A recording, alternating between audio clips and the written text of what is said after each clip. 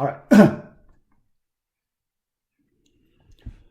Part C.2, Introduction to Addressing Modes. In this part, we want to learn a very important concept called addressing modes. First, let's understand what's the meaning of it. Yeah. Addressing modes. Yeah. First, let's look at the memory addressing. Yeah. So here, the way to define how memory addresses are interpreted and how they are specified in an instruction. Yeah. So let me explain the meaning of this sentence. First, we need to have an instruction.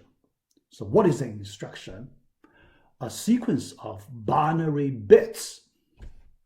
A sequence of binary bits. So in this instruction, we need to encode multiple pieces of information.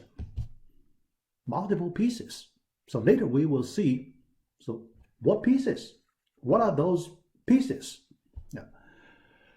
Among those pieces, memory addressing information is a very important piece. So here, how to define memory addresses, or what is the way to describe memory address? Well, there are many different ways you can use to describe a memory address, or memory addresses for data operands. When you need to get data operands, you need to know the addresses of your data operands. Yeah. But for different situations, the ways you use to describe memory addresses could be different. So that's why we have multiple memory addresses. Yeah. All right. Yeah. So that's the meaning of memory addressing. Yeah.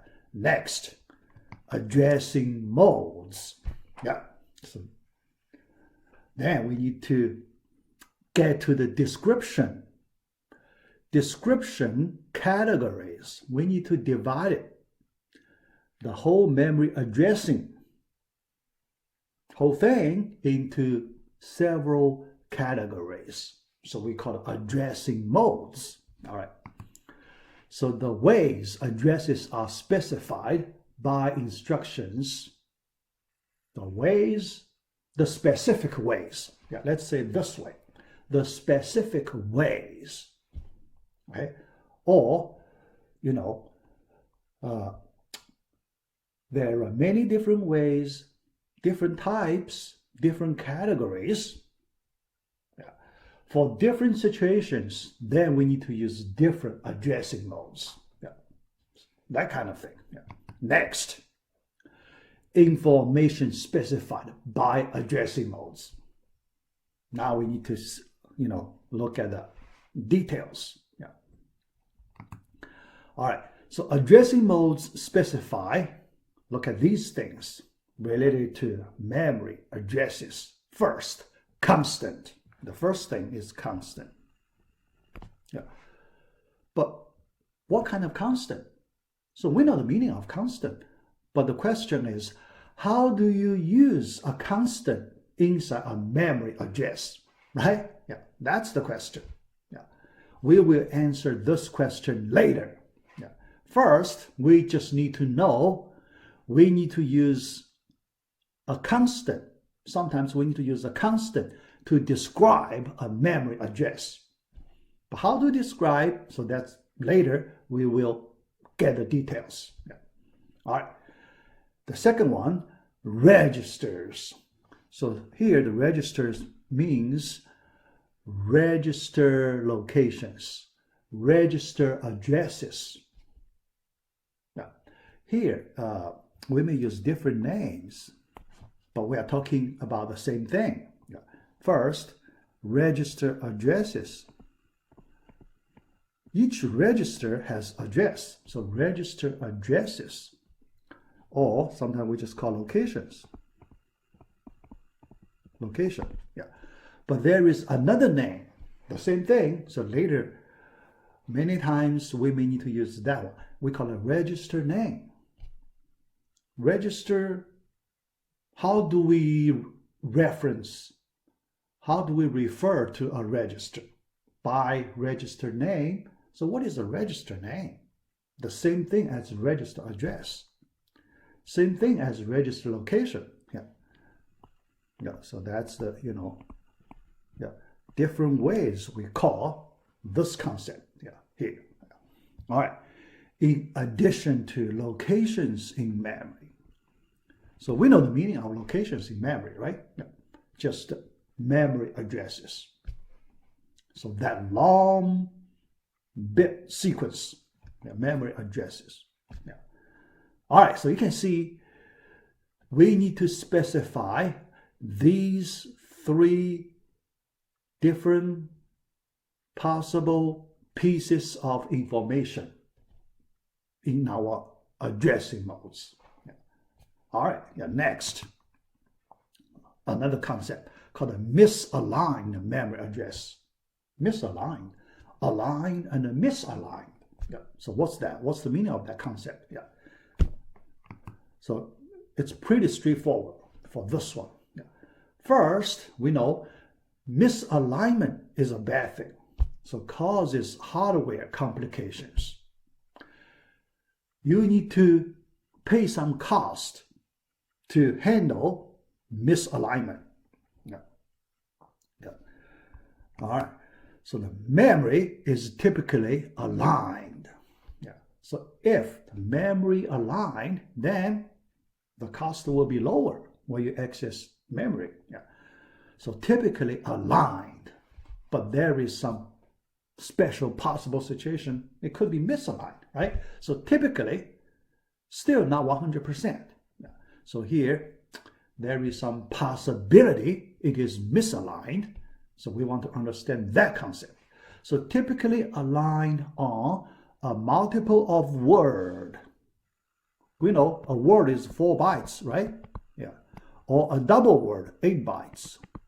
Yeah. So multiple of 4 word. So aligned along the 4 word line. Okay, multiple of 4. Or another case, aligned as multiple of double words, 8 bytes. Yeah. 2 possibilities. In the next slide, I will show diagrams to show you these 2 cases. Yeah. All right. Yeah. Performance impact. Yeah. Performance. All right. Yeah. So misalignment causes some performance impact. Yeah. A misaligned memory access may take multiple aligned memory references. Yeah. Misaligned.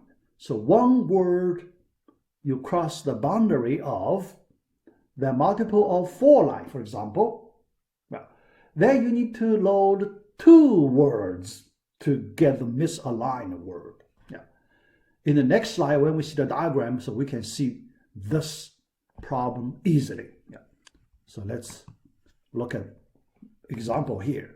Example, aligned and misaligned cases. Yeah, pretty straightforward. First, let's look at an aligned case. Yeah. All right, here, yeah, so that's the consecutive locations in memory. Yeah. So here I just draw, multiple of 8. Yeah. Yeah, so we can show the alignment concept. First, multiple of 4 case. The first 4 byte here. Yeah, one word, multiple of 4.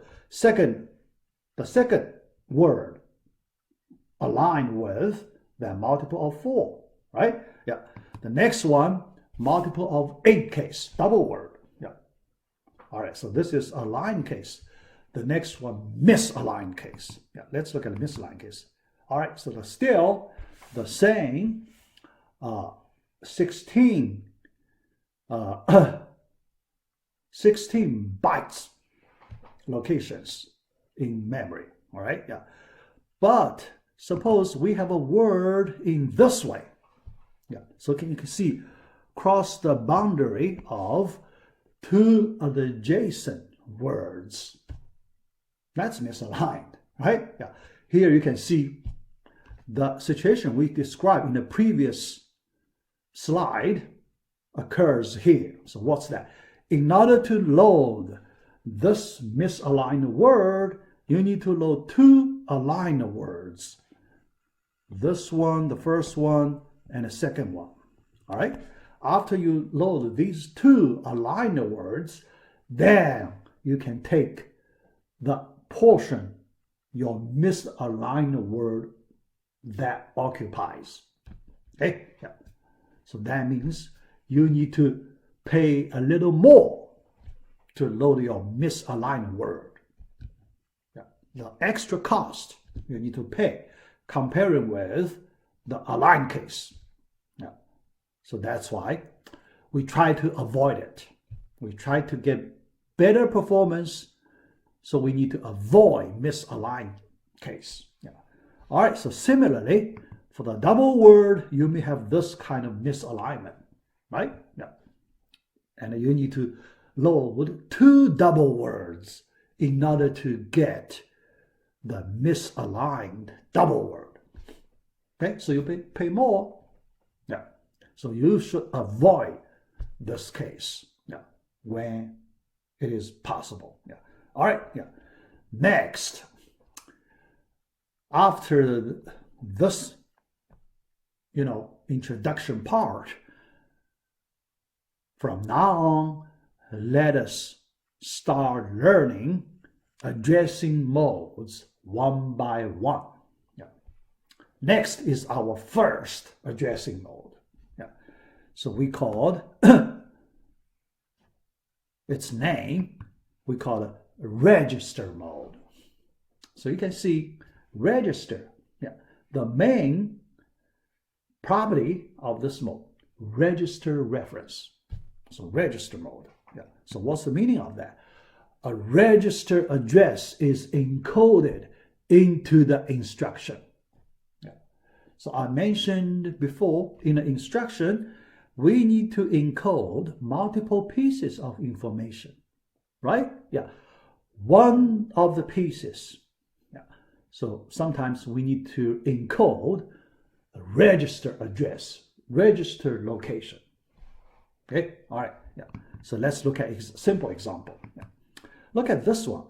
Add R4, R3. So this is a two operand. Yeah, we only have two operands. ALU instruction, add arithmetic operation, right? So we call it ALU, a arithmetic logic unit, ALU operation. All right, yeah. Second one, it is ALU instruction operation, but with three operands. R3, R1, R2. Three register operands. Yeah. Here, what you see, two registers in the first example, and the second example, three registers. Inside that instruction, you see the bits that corresponds to a register address. Register has an address, right? Yeah. More specifically, remember how many GPRs. Remember the register of this type, the register that we store integers, we call GPRs, general purpose registers, GPRs. How many? There are 32 total number, right? 32.